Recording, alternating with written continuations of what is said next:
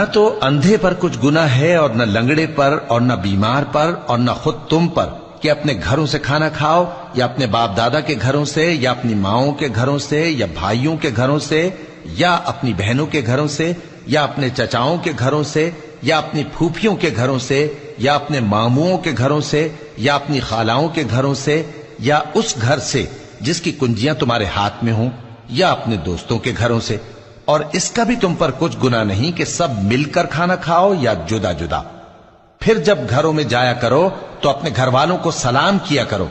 یہ اللہ کی طرف سے مبارک اور پاکیزہ تحفہ ہے۔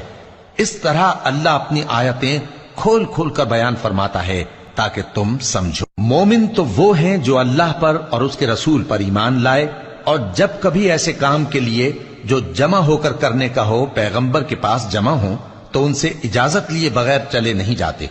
اے پیغمبر